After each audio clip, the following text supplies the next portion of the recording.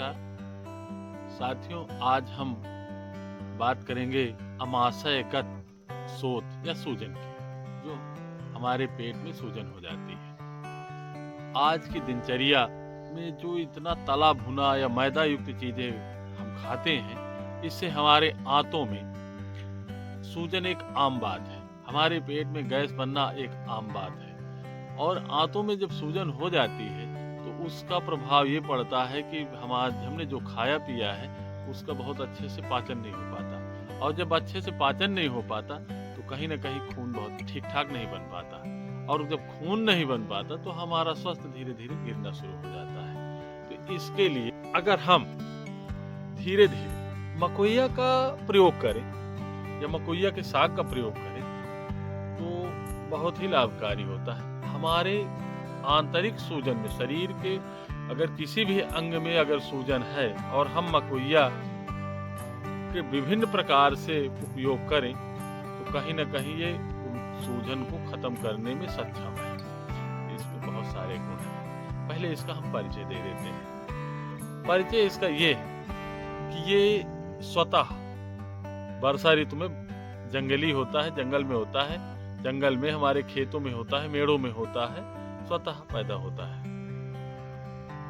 इसकी पत्तियां विशेष गुणकारी होती हैं। इसका फल काला काला होता है, मिर्च से थोड़ा सा बड़ा होता है। ये लाल भी होता है, काला भी होता है, और कहीं कहीं एक दो भूरा भी मिलता है, परंतु भूरा बहुत कम मिलता है। भूरा बड़े साइज का होता है। तो ये गुणों से भरपूर है और हमारे शरीर के किसी भी अंग के सूजन में विशेष लाभकारी। अगर इसका प्रयोग निरंतर किया जाए तो हमारे शरीर में खून की पूर्ति भी बहुत तेजी से करता है, और उसके साथ साथ सूजन को भी ये खत्म करता है। बहुत सारे लोगों को ये देखा गया है कि शरीर बहुत ज्यादा भारी हो जाता है, सूजन युक्त हो जाता है, शोथ युक्त रहता है। अगर कुछ दिन इसका प्रयोग किया जाए तो उसमें भी इसका लाभ देखा गया है, परंतु कुछ अन्य और द्रव्यों के साथ। आंत के सूजन के बारे में बात कर रहे हैं, जो हमारे आंतों में सूजन आ जाती है, तो उसी के बारे में हम मकोइया का प्रयोग बता रहे हैं। दरअसल इसमें बहुत सारे गुण हैं, जो इसमें बहुत सारे रासायनिक गुण हैं जो निम्न है। जैसे मकोइया कटु होता है, हल्का सा इसमें थोड़ा सा वो होता है, अनुशीलन भेदन होता है, भेदक होता है, ब्रश होता है, वर्ण रसायन, शरीर में चमक लाता है। धीरे धीरे अगर इसका प्रयोग कुछ दिन करें तो थोड़ा सा चमक आ जाती है। त्रिदोष शामक, तीनों दोषों को, वात पित्त कफ को ये समन करने वाला होता है। कुष्ठ, शूल, कुष्ठ, जो हमारे चमड़ी में सफेद दाग हो जाता है, कुष्ठ हो जाता है, या कहीं कहीं पूरे शरीर में किसी हो जाता है, उसमें भी ये बहुत लाभकारी होता है, परंतु एक लंबे समय तक प्रयोग करने के बाद। ये कहा जाए कि एक दो खुराक में, एक दो बार के प्रयोग में तो वो ठीक नहीं होगा। सूल, अगर पेट में दर्द है, क्योंकि आंतों में जब सूजन होती है तो दर्द स्वाभाविक है, तो उसमें ये बहुत अच्छा काम करता है। अर्श बवासीर कहते हैं। शोथ, कफ, कंडू, मतलब जो खुजली होती है उसमें भी बढ़िया काम करता है, तो इनको मिटाने वाला। अब जैसे ज्वर है, प्रमेह, हिचकी है, वामन है, उल्टी, हृदय रोगों को हरने वाला है। ये दस्तावर भी होती है और स्वर को उत्तम करती है और वीर वर्धक। इस तरह इसमें ये जो गुण है ये हमारे लिए बहुत महत्वपूर्ण हो जाती है। कान के पीड़ा में भी इसका कहीं ना कहीं लाभ देखा गया है। अतिसार, हिचकी, वामन, श्वास, खांसी, ज्वर और हृदय रोग को हरने वाली है।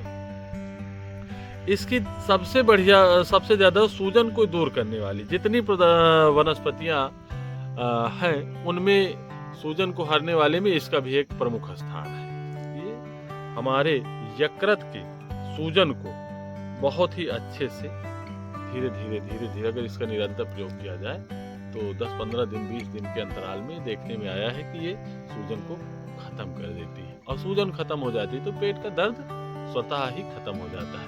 इसमें हम करें क्या? इसमें हमें क्या करना है, मकोइया की कुछ कोमल पत्तियां ले लेते हैं और उसमें सौंठ, मिर्च, पीपल, हर, बहेरा, आंवला और सौंफ, जवाइन, जीरा, ये काला नमक में मिला के पीस के और इसको रख लेते हैं, और उसी में जब भूंजें तो उसी में इनको डाल करके और एक छौंक लगा देते हैं। तो इसका जो रस निकलता है उस रस का भी प्रयोग करें, और साथ ही साथ इसके साग को भी थोड़ा सा घी डाल करके और थोड़ा सा और भूंज लेते हैं, उसको भी हम खाने के साथ में प्रयोग कर लें। परंतु एक बात बहुत ही विचारणीय है और ध्यान देने योग्य है कि मकोइया का साग ताज़ा ही खाएं। बासी साग कहीं ना कहीं हमारे लिए अहितकर है, तो ये बात विशेष ध्यान रखें। मकोइया ताज़ा ही प्रयोग करें, ये मैं बार बार कहूँगा। रस भी जो भी है वो उसको भी ताज़ा ही प्रयोग करें। ताज़ा का मतलब है कि हमने बनाया है, थोड़ी देर में उसको प्रयोग कर लें।